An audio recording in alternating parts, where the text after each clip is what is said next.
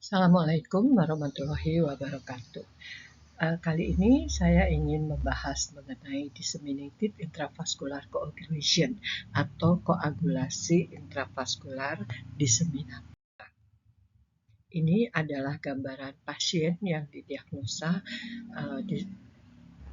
disseminated intravascular coagulation, suatu keadaan yang sangat berbahaya. Kita ingat kembali, hemostasis adalah proses yang kompleks untuk menghentikan perdarahan yang terjadi secara spontan dan terlokalisir.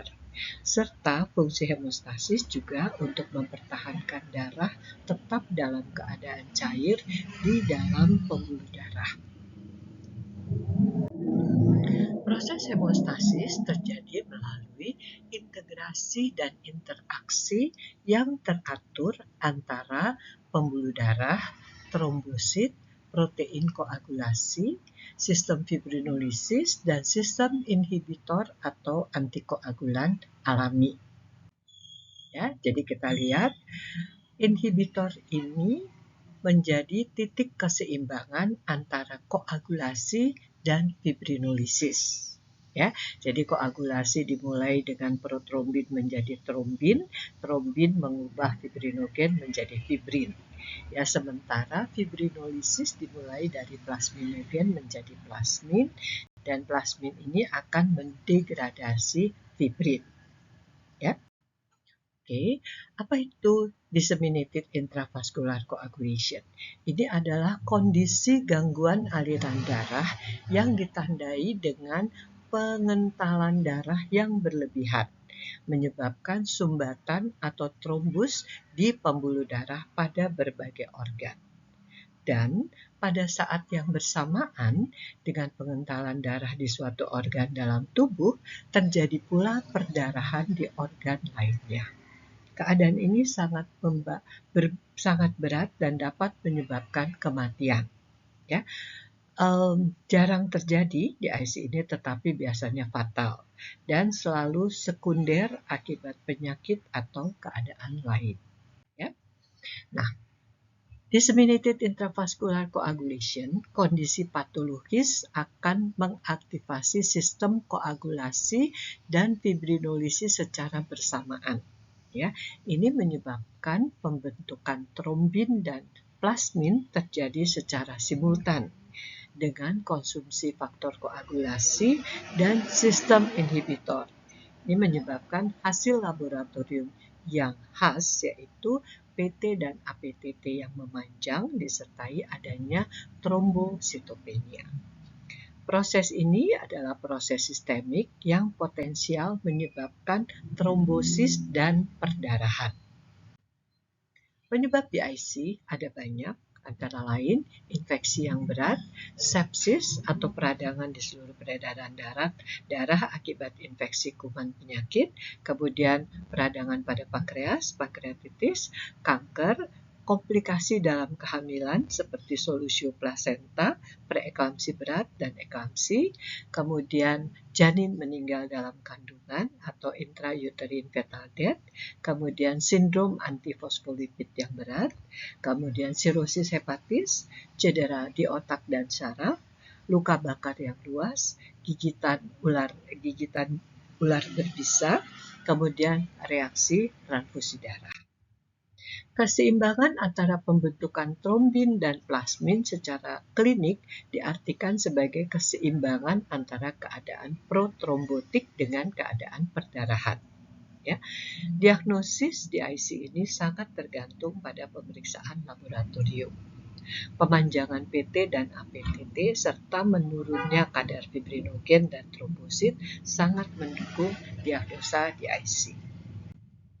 Pada sediaan hapus darah tepi dapat ditemukan mikroangiopatik hemolitik anemia dengan schistosit dan helmet cell. Ya, ini pada akut dan kronik DIC. Ya, di sini kita temukan ada helmet cell dan ada sistosit. Ya, tetapi walaupun MAHA ini tidak ditemukan, bukan berarti bukan DIC. Ya, dan gambaran laboratorium pada DIC terutama disebabkan keadaan hiperfibrinolisis. Pada sediaan hapus darah tepi dapat ditemukan mikroangiopatik hemolitik anemia atau MAHA dengan sistosit dan Hilbert cell, tetapi walaupun tidak ditemukan bukan berarti bukan DIC, ya. Karena keadaan protrombotik pada DIC biasanya dikenal dari PT dan APTT yang normal, penurunan trombosit yang ringan, dan kadar fibrinogen yang normal atau meningkat. Diduga pencetus utama DIC adalah banyaknya jaringan yang rusak. Darah terpapar faktor jaringan dalam jumlah yang sangat banyak. Pada kondisi tertentu, gigitan ular berbisa atau pankreatitis akut, di mana terjadi pelepasan tripsin, kaskade koagulasi dapat langsung diaktifasi. Ya, jadi ini gambaran penderita dengan hematom yang luas. Padahal pada saat yang sama pada pasien ini juga terjadi proses koagulasi. Ya, makanya namanya disseminated intravascular coagulation. Ya, terjadi koagulasi menyeluruh di seluruh pembuluh darah. Ya, diagnosis laboratoriumnya untuk menilai kondisi pembekuan darah dalam tubuh penderita itu kita periksa jumlah trombosit, PT, APTT, fibrinogen, dan D-dimer. Kemudian untuk menilai fungsi berbagai organ lain, kita periksa pemeriksaan urium dan kreatinin untuk menilai fungsi ginjal, pemeriksaan SGOT SGPT albumin untuk menilai fungsi hati, kemudian ronsen dada untuk menilai gambaran paru dan jantung. Nah, gejalanya bermacam-macam tergantung lokasi sumbatan darah dan lokasi perdarahannya. Yang paling sering terjadi adalah perdarahan. Bisa berupa mimisan, gusi berdarah, muntah darah, buang air besarnya hitam cair, dan bintik-bintik merah yang banyak di jumlahnya di kulit. Kemudian kesadaran terganggu bisa berupa disorientasi, cenderung mengantuk atau tak sadarkan diri. Kemudian terjadi juga sesak napas hebat akibat sumbatan di pembuluh darah paru. Ya, gagal ginjal akut yang ditandai dengan jumlah air seni yang sedikit, mual, dan muntah. Gagal hati yang ditandai dengan kuning di mata dan kulit, perut semakin membesar, serta bengkak pada tungkai dan wajah. Kemudian gangren atau pembusukan pada ujung-ujung jari tangan dan kaki yang bisa makin meluas.